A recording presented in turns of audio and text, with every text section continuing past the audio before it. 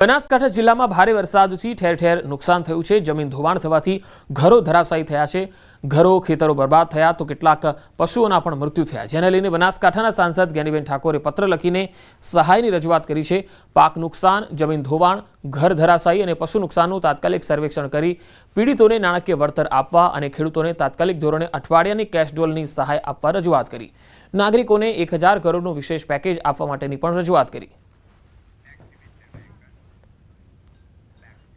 હરિયાણાના યમુનાનગર જિલ્લાના હથિનીકુંડ બેરેજ ખાતે 19 વર્ષની યુવતીએ વહેતી નહેરમાં કૂદીને આત્મહત્યા કરી। આ તસવીરો જુઓ। આત્મહત્યા કરતા પહેલા તે 2-3 કલાક સુધી ફરતી રહી અને અંતે તે નહેરના કિનારે ઊભી રહીને આત્મહત્યા કરી લે છે। લોકોએ શિવાનીના આત્મહત્યાનો એક લાઈવ વિડીયો પોતાના મોબાઈલમાં બનાવ્યો।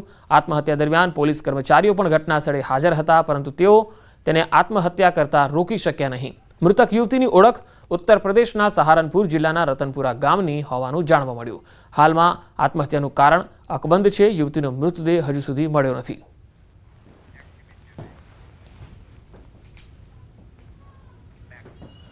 ઉત્તરકાશીની યમુના ખીણમાં ખરાડી ગંગાની કુંડ પાસે યમુના નદીની મધ્યમાં એક ટાપુ પર ગાય ફસાઈ ગઈ। માહિતી મળતા જ ફાયરની ટીમ તાત્કાલિક ઘટના સ્થળે આવી પહોંચી અને યમુના નદીના ઝડપી પાણીના પ્રવાહમાં ફસાયેલી ગાયને બચાવ કામગીરી હાથ ધરી। દોરડાની મદદથી ગાયને સુરક્ષિત રીતે બચાવી લેવામાં આવી। તો યમુના નદીની મધ્યમાં જે ગાય છે એ ફસાઈ હતી। ફાયરની ટીમે તાત્કાલિક પહોંચી અને આ ગાયને રેસ્ક્યુ કરી હતી। પાણીના પ્રવાહમાં આ ગાય ફસાઈ ગઈ હતી।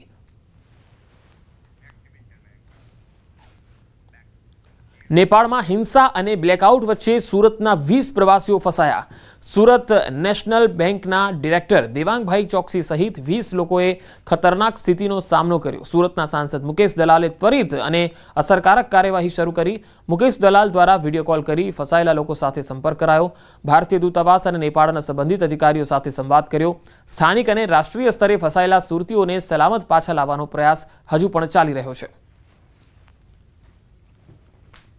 एक्सटर्नल अफेर मिनिस्ट्री में संपर्क कर्यो हतो अने नेपाळ एम्बेसीनो पण संपर्क कर्यो हतो अने तमाम स्थितिथी वाकेफ करीने आ लोकोने सफारी रिसोर्टमांथी टाँकीने रिलीज करवा माटे मैं रजूआत करी हती।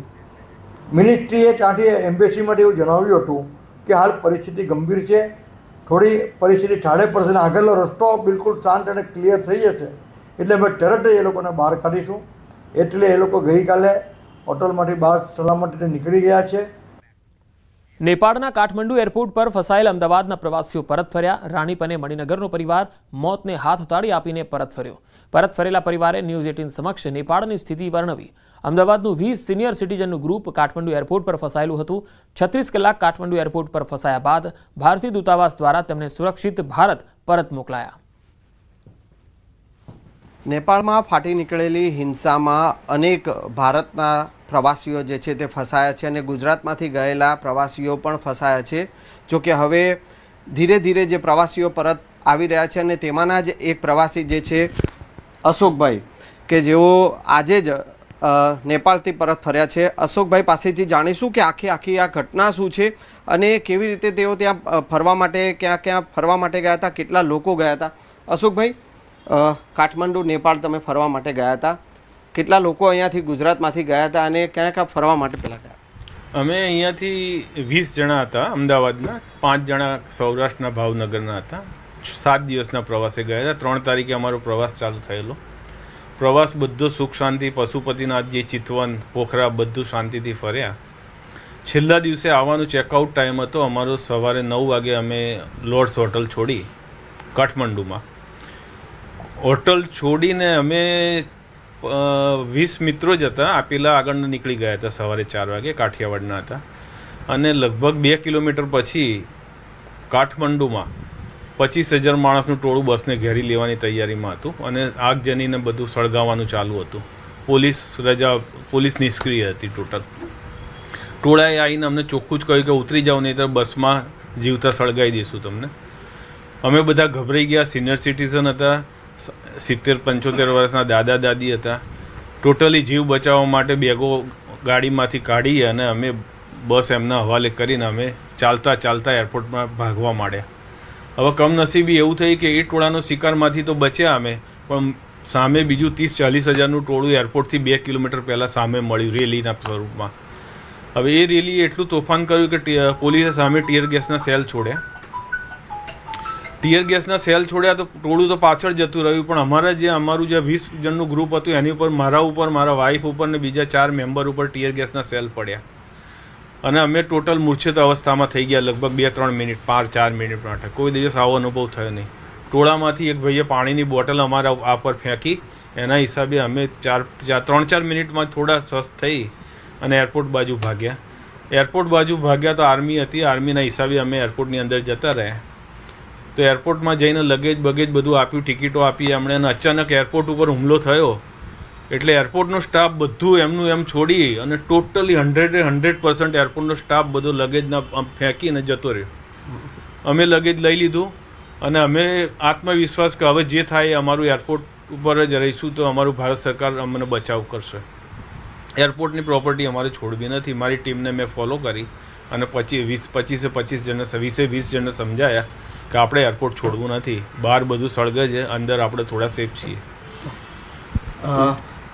ત્યાં આ પ્રકારની ઘટના હતી, તમે લોકો તમારા લોકોના જીવ બચાવતા હતા. અહીંયા પરિવારજનો સાથે કઈ રીતનો સંપર્કમાં હતા અને પરિવારજનો અહીંયા ચિંતાતુર હતા? પરિવારોમાં તો એવું હતું કે જે પહેલો એટેક અમારો બસ ઉપર થયો ને ત્યારે જે ટોળાને જોઈને જ ફોન કરી દીધો ઘરે કે આ છેલ્લો ફોન છે અમારો, કદાચ બીજો ફોન થાય ના થાય અમને કોઈ ખબર નથી. કારણ કે અમે અત્યારે એવી પરિસ્થિતિમાં છીએ કે ટોળાના મગજમાં શું ચાલે છે અમને ખબર નથી. કદાચ હવે અમે બચીએ બી કે ના બચીએ કંઈ ખબર નથી. એવો છેલ્લો ફોન ઘરે કરી દીધો એટલે ઘરવાળા કે ભગવાનનો દીવો કરીને એમણે એમની પ્રાર્થના જે હતી એ બધી ચાલુ કરી દીધી અને બધાની પ્રાર્થના જ કામ આવી છે અને મોતના મોંમાંથી 100% સાક્ષાત મોત સામે જોઈને અમે પાછા આવ્યા છીએ. એ છે કે જે મોતના મુખમાંથી આ લોકો ગુજરાત પરત ફર્યા છે અને પરિવારે હવે હાશકારો મનાવ્યો છે. કેમેરામેન પંકજ મકવાણા સાથે સંજય ટાંક, ન્યૂઝ 18 ગુજરાતી, અમદાવાદ.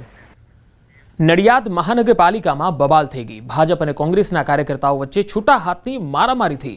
આ મારામારીનો એક વિડીયો પણ વાયરલ થયો છે. આ તસવીરો જુઓ. આ ઘટનામાં ભાજપના એક કાર્યકર્તા ઈજાગ્રસ્ત થયા. પોલીસે ઘટના સ્થળે પહોંચીને મામલાને થાળે પાડ્યો. ભાજપના કાર્યકર્તાઓએ પોલીસ ફરિયાદ કરી છે. શહેર કોંગ્રેસ પ્રમુખ હાર્દિક ભટ્ટે મહાનગરપાલિકામાં ભ્રષ્ટાચારના આક્ષેપો કર્યા અને આ જ આરોપને લઈને ધારાસભ્ય પંકજ દેસાઈએ પ્રતિક્રિયા આપી. કહ્યું, કોંગ્રેસના કાર્યકર્તાઓને ફોટા પડાવવાની આદત છે. હું મારા પ્રજાલક્ષીના કામો માટે કમિશનર સાહેબને મળવા ગયેલો એટલે અંદર કોંગ્રેસના બધા જે હાર્દિક ભટ્ટ છે, રાજુ રબારી છે, રજની દવે છે, ભાવિક પરમાર છે, આ બધા અંદર બેઠેલા હતા. એટલે હું બહાર ઉભો રહ્યો કે એ લોકો નીકળે પછી મારી રજૂઆત હું કરું. એટલે અમે બહાર, એ લોકો જેવા બહાર નીકળ્યા એટલે લોકો અમને પહેલા બોલ્યા કે લુખાઓ આવી ગયા છે, લુખાઓ આવી ગયા. એટલે અમે લોકોને એવું કીધું કે અમે તો કઈ વાત સાહેબને અમે કીધું સાહેબ અમે તમારી રજૂઆત કરવા આવ્યા છે, આ અમને ગમે તેમ બોલે છે. એટલે લોકોએ અમારા પર ડાયરેક્ટ હુમલો કરી દીધો. જે કાચના ગ્લાસ અને જે સ્ટી હતી એ મારી મને કાચનો ગ્લાસ અહીં માર્યો છે. એટલે એ તો કોન્સ્ટેબલે પકડી લીધો ગ્લાસ અને એ ગ્લાસ મારા અંદર પેટ ચીરી નાખત મારું. મહાનગરપાલિકા અને પૂર્વની નગરપાલિકાના કર્મચારીઓ બાબતની એક રજૂઆત અમે કોંગ્રેસના આગેવાન મિત્રો ગયા હતા. પોલીસની હાજરીમાં જ એક 50 થી 70 જણનું ટોળું હર્ષિલ પટેલ અને તેના બધા મળતિયાઓ આવી જતા અમારા કાર્યકરો ઉપર હુમલો કર્યો હતો અને ત્યાં પોલીસ હાજર જ હતી.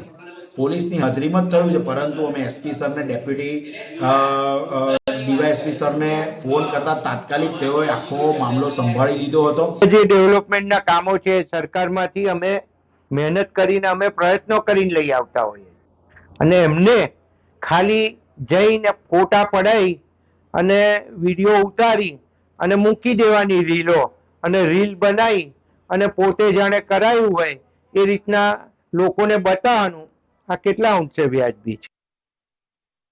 જૂનાગઢની આલ્ફા ઇન્ટરનેશનલ હોસ્ટેલમાં વિદ્યાર્થીને માર મારવા મામલે ગાંધીનગર બાળ આયોગની ટીમે પૂછપરછ કરી. બાળ આયોગના સભ્ય અમૃતાબેન અકિયાએ હોસ્ટેલના સંચાલકોની પૂછપરછ કરી. હોસ્ટેલ નિયમ વિરુદ્ધ ચાલતી હોવાનું સામે આવ્યું.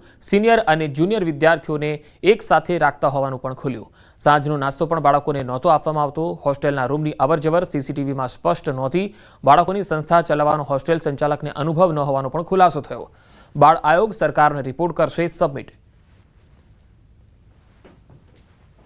બાળકોને પૂછતાછ કરવામાં આવતા તેમને સાંજનો નાસ્તો આપવામાં નથી આવતો, તેમજ નાના મોટા બાળકોને એક સાથે રૂમમાં 4 બાળકોને રાખવામાં આવે છે અને તેમાં મોટી ઉંમરના અને નાની ઉંમરના બાળકોને એક સાથે રાખ્યા છે.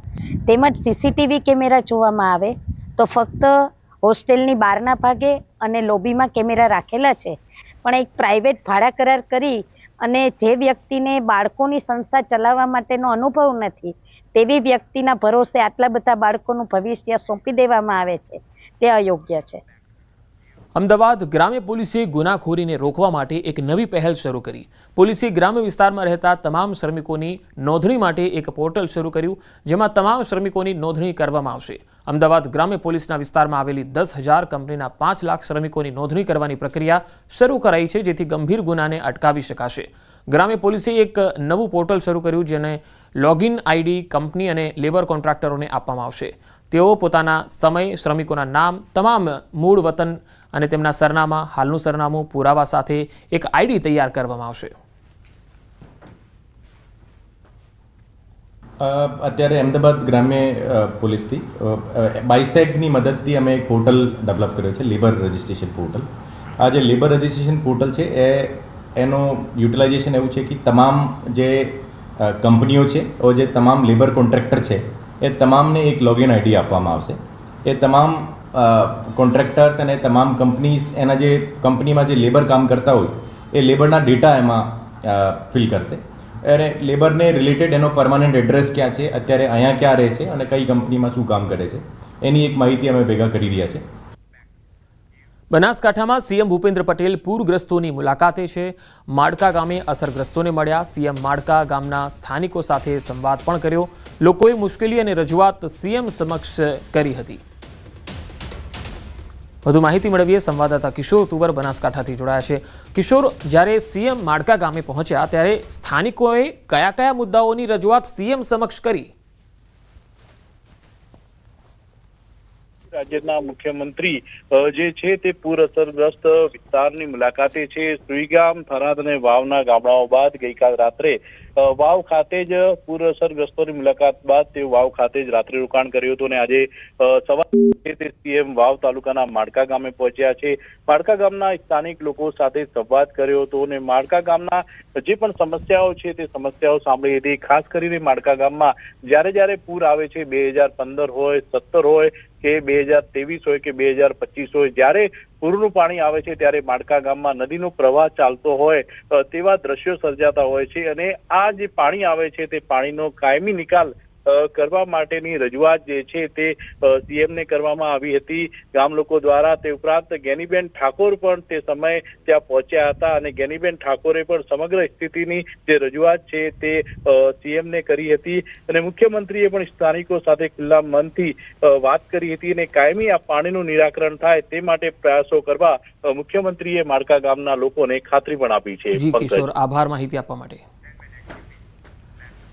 સરદાર સરોવર નર્મદા ડેમની સપાટીમાં વધારો થયો છે. નર્મદા ડેમની ફરી સિઝનમાં બીજી વખત 136 મીટર પાર થઈ છે સપાટી. ઉપરવાસમાંથી 1,13,045 ક્યુસેક પાણીની આવક છે, જેની સામે નર્મદાના 5 ગેટમાંથી 1,12,572 ક્યુસેક પાણી નર્મદા નદીમાં છોડવામાં આવી રહ્યું છે, એટલે કે જે આવક છે. હાલ નર્મદા ડેમની સપાટી 136.09 મીટરે પહોંચી છે. આજે પણ નર્મદા ડેમના 5 ગેટ 1.42 મીટર ખુલ્લા છે. વધુ માહિતી મેળવીએ. સંવાદદાતા દીપક પટેલ નર્મદાથી જોડાયા છે. દીપક, આ સિઝનમાં નર્મદા ડેમની સપાટી તેની ફાઇનલ સપાટી સુધી પહોંચે એવું લાગે છે? બિલકુલ પંકજ, ખાસ વાત કરીએ તો જે નર્મદા ડેમના ઉપરવાસમાં મધ્યપ્રદેશમાં હાલ પણ જે સારો વરસાદને લઈ ઉપરવાસમાંથી 1,13,045 ક્યુસેક પાણી જેટલું આવક થઈ રહી છે, જેને લઈ નર્મદા ડેમના જે 5 ગેટ છે એ 5 ગેટ આજે છેલ્લા 3 દિવસથી ખુલ્લા છે અને જેને લઈ આજે 5 ગેટમાંથી 1,12,572 ક્યુસેક પાણી નર્મદા નદીમાં જઈ રહ્યું છે. કહી શકાય કે જે નર્મદા ડેમ જે છે એ સપ્ટેમ્બર માસમાં જ મહત્તમ સપાટી એની વટાવે છે અને દર વર્ષે સપ્ટેમ્બર માસમાં જે મહત્તમ સપાટી વટાવતા એના વધામણા પણ કરવામાં આવે છે. એટલે તંત્ર દ્વારા પણ આ જે સ્ટોરેજ છે જે 10 ગેટ હતા એને 5 કરી દેવામાં આવ્યા છે અને કહી શકાય કે જે આવનારા દિવસોમાં કદાચ 17 સપ્ટેમ્બર નરેન્દ્ર મોદીજીનો જન્મદિવસ પણ આવે છે, જેને લઈ જે નર્મદા ડેમની સપાટી મહત્તમ સપાટી પર પહોંચે એવા પ્રયાસો પણ થઈ રહ્યા છે.